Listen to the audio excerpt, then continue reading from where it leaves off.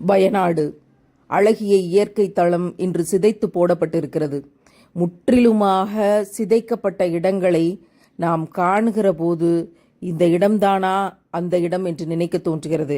ஆம்புலன்ஸில் முதல் 10 ஆம்புலன்ஸுகள் இறந்து போன உடல்களை கொண்டு செல்கின்றன என்கிற காட்சிகளும், இங்கே பார்க்கிற இந்த காட்சிகள் ஏதோ இங்கே பெரிய ஆறு ஓடிக்கொண்டிருந்தது, அதில் ஏதோ பிரச்சனை என்பதற்கான இடங்கள் இல்லை. இங்கே நூற்றுக்கணக்கான ஆயிரக்கணக்கான மக்கள் வாழ்ந்தார்கள். அந்த இடங்கள் இன்றைக்கு முழுவதுமாக சிதைக்கப்பட்டு இடிந்து விழுந்து கிடக்கிறது. எப்போது நீருக்கு கோபம் வரும், எப்போது அது பொங்கி எழும், எப்போது நம்மை அது அழிக்கும் என்பது நம் கையில் இல்லை என்பதற்கான ஆகப்பெரிய அத்தாட்சிகளாக ஒவ்வொன்றாக ஒவ்வொரு ஊரிலும் நடந்து கொண்டேதான் இருக்கிறது. இப்போது நீரின் பிரவாகம், நிலச்சரிவு, அதன் கொடுமைகள், அதனுடைய காட்சிகளை நாம் பார்த்து கொண்டுதான் இருக்கிறோம். இதோ ஏதோ ஒரு இடத்தில் இருந்து எழுந்து வரக்கூடிய நிலையில் இருக்கிற மூதாட்டியாக அவர்கள் இல்லை.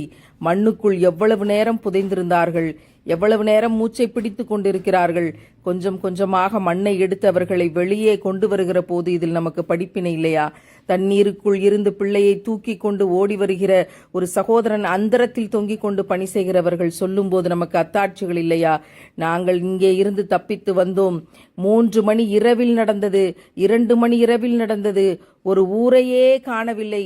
நாங்கள் இங்கே காப்பாற்றப்பட்டோம். என்னிடம் இருந்த வீடு போய்விட்டது, என் ஊரையே காணவில்லை என்று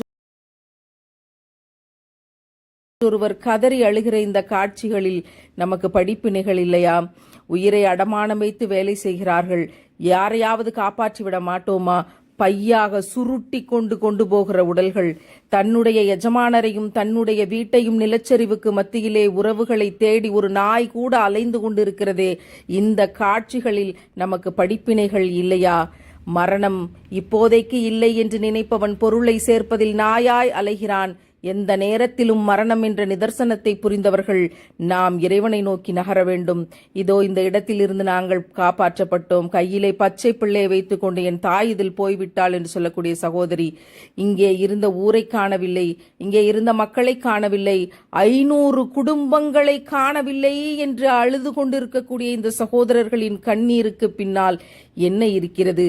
ஹெலிகாப்டர்கள் எல்லாம் தோல்வி அடைந்தன. மனிதனுடைய கண்டுபிடிப்புகள் எல்லாம் இந்த இயற்கை பேரிடர்களுக்கு முன்னால் மண்டியிட்டு கிடக்கின்றன. மனிதா, உன்னால் என்ன செய்துவிட முடியும் என்று இந்த இயற்கையினுடைய அத்தாட்சி நம்மை பார்த்து கேள்வி கேட்கிற நம்முடைய அத்தனை அறிவும் தோற்று போயிருக்கிற இந்த தருணங்களை பாருங்கள். இந்த சகதிகளுக்கு மத்தியில் ஏதோ கிடைக்கிற பிரெட் துண்டை உண்டுவிட்டு இந்த மக்களை காப்பாற்றி கொண்டிருக்கிற இந்த சகோதரர்களை பார்க்கிற போது கண்ணீர் பெருகுகிறது. நாம் என்ன செய்ய முடியும்? அழுது கொண்டிருக்கிற இந்த சகோதர சகோதரிகளுக்காக நிறைய பிரார்த்தனை செய்ய வேண்டும். இங்கே பாருங்கள், செலோடேப்பை வாயால் பீத்து இறந்து போன உடல்களின் மீது ஒட்டி கொண்டிருக்கிற ஒரு மருத்துவரை பாருங்கள். அந்த பெண்மணி எத்தனை கலக்கத்தோடு செய்திகளை பதிவு செய்திருக்கிறார்கள் என்பதை செய்தித்தாள்களில் படிக்கும்போது நம்மால் கண்ணீரை கட்டுப்படுத்த முடியவில்லை. இவற்றிலெல்லாம் நமக்கு படிப்பினைகள் இல்லையா? ஒவ்வொரு இறந்து போன உடல்களையும் ஆம்புலன்ஸில் ஏற்றிக்கொண்டு போகிறவர்களுக்காக, உயிரோடு இருந்து இந்த பணிகளை செய்கிறவர்கள் சாதி, மதம், இனம், மொழி என்று எந்த விதமான வேறுபாடும் இல்லாமல் இந்த சமூகம் அவர்களுக்கெல்லாம் உணவுப் பொருட்களையும் குடிநீரையும் கொடுப்பதற்காக ஓடிக்கொண்டிருக்கிறார்களே. இந்த மானுட நேயத்தை பாருங்கள். இதில் நமக்கு படிப்பினை இல்லையா? இதில் நமக்கு அத்தாட்சி இல்லையா? சமூகமே, விழித்துக்குள். எதை நோக்கி ஓடிக்கொண்டிருக்கிறாய்? ஓடிக்கொண்டிருக்கிற தண்ணீரில் இதோ அடித்து செல்லப்பட்டு ஒரு உயிர் போய்விடக் கூடும் என்ற நிலையில் 5 பேர் சேர்ந்து உள்ளே போய் அவர்களும் சேர்ந்து சாகத்தான் போறார்களா என்ற நிலையில் எப்படியாவது பாதுகாக்க வேண்டும் என்று உயிரை அர்ப்பணித்து உழைக்கிற இவர்களுக்கு இந்த இம்மையில் கூலி என்ன? இந்த இம்மையில் இவர்கள் எதை அடைந்து விட முடியும்? உயிரை பணயம் வைத்து ஒவ்வொரு பிள்ளையையும் காப்பாற்றுவதற்காக நாம் இங்கே அடுத்த வேளை பிரியாணிக்காக திட்டமிடுகிற போது இப்படியும் இந்த உலகத்தில் நம்முடைய கேரளாவில், வயநாட்டில் யாரோ ஒரு இளைஞன் இப்படி தண்ணீருக்குள் புகுந்து ஒரு உயிரை காப்பாற்ற ஓடிக்கொண்டிருக்கிறான். இப்படியே போனால் நாளைக்கு இந்த பூமியில் தங்கம் இருக்கலாம், ஆனால் அதை எடுப்பதற்கு மனிதன் இருக்க மாட்டான். இறந்து போன உடல்களாகத்தான் எல்லா இடத்திலும் இருக்கும் என்று இறைவன் சொன்னானே. அப்படிப்பட்ட காட்சிகளை கண் முன்னால் நாம் பார்த்து கொண்டிருக்கிறோம். திருக்குரானில் இறைவன் சொன்னான், இந்த பூமியை நான் புரட்டுவேன், மலைகள் அழிக்கப்படும், பிரம்மாண்டங்கள் சிதைந்து போகும், அழகியல் என்று நீங்கள் எதையெல்லாம் சொன்னீர்களோ அவை எல்லாமே அழிக்கப்படும் என்று இறைவன் சொன்னானே, அவற்றை நாம் ஏதோ வார்த்தைகளாக படித்தோம், திருமறையாக ஓதினோம், தினமும் மனப்பாடம் செய்வோம், அவற்றை பயான்களில் பேசுவோம் என்று கடந்துவிட்டு போய்க் கொண்டிருக்கிறோமே. இதோ முண்டக்கை கிராமம் எங்கே? நம் கண் முன்னால் இருந்த கிராமம் இன்றைக்கு இல்லை. அந்த கிராமம் எங்கே? இதோ சூரல் மலை என்ற மலை எங்கே? அங்கே இருந்த கிராமம் எங்கே? அங்கே இருந்த மக்கள் எங்கே? இதோ மேப்பாடி என்று இருந்த கிராமம் எங்கே? அங்கிருந்த மக்கள் எங்கே? மனிதனுடைய பிரம்மாண்டத்தின் அடையாளமாக இருந்த சாலைகள் எங்கே? அவன் போட்ட அந்த சாலைகளும் அவனுடைய அறிவாற்றலினுடைய எச்சங்களும் எங்கே? எதுவுமே இல்லாமல் அத்தனையும் திருப்பி போடப்பட்டு அழிந்து போய் 500 மக்களை காணவில்லை, 500 குடும்பங்களை காணவில்லை, 2 மலைகளை காணவில்லை, என்னுடைய ஊரையே காணவில்லை என்று பரிதவித்து நிற்கிற இந்த பரிதவிப்பின் பின்னால் மனித கூட்டமே படிப்பினைகளை பெற்றுக்கொள். நீ எத்தனை அலங்காரத்தில் வேண்டுமானாலும் இருக்கலாம், எத்தனை ஆடம்பரத்தில் வேண்டுமானாலும் இருக்கலாம், இறைவன் நாடிவிட்டான் என்றால் அது ஒரு நொடியில் புரட்டப்படும் என்பதற்கான கண் முன்னால் பார்க்கிற அத்தாட்சி இதுவாக இல்லையா? நீங்கள் ஆடம்பரத்தின் பின்னாலும் நீதமாக நடக்க முடியாது, அநியாயமாகத்தான் வாழ முடியும் என்று அரசியல் தளங்கள் இருக்கலாம். இதோ இந்த 6 முடிவெடுத்து விட்டால், இறைவன் அதை நாடிவிட்டால் உங்களுடைய வாழ்க்கை இப்படி ஆகும் என்பதற்கு இது அத்தாட்சி இல்லையா?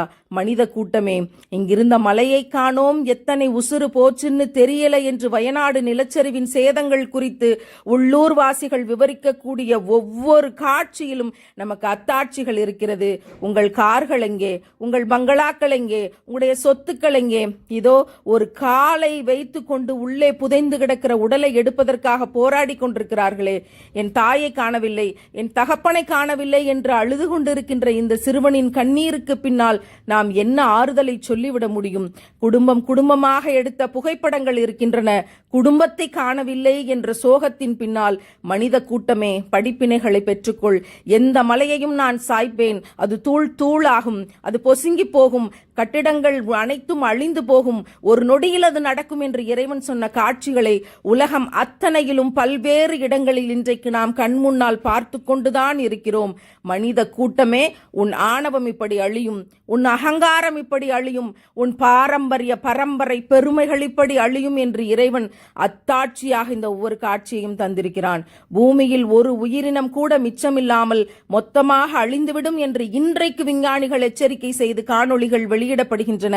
இன்னும் 250 மில்லியன் ஆண்டுகளில் பூமியில் ஒரு உயிரினம் கூட மிச்சமில்லாமல் அழிந்து போகும் என்று விடுக்கிற எச்சரிக்கை இன்றைக்கு வாழ்ந்து கொண்டிருக்கிற ஆணவ திமிரின் மனித கூட்டத்திற்கான எச்சரிக்கை தான். நீதமாக நடந்து கொள்ளுங்கள், அன்பாக இருங்கள், மற்றவர்களுக்கு உதவி செய்யுங்கள், ஆசைப்பட்டு சொத்துக்களை சேர்க்காதீர்கள், முடிந்த வரைக்கும் ஏழைகளுக்கு தினமும் உதவி செய்து கொண்டே இருங்கள், படிப்பினை பெற்றுக்கொள்.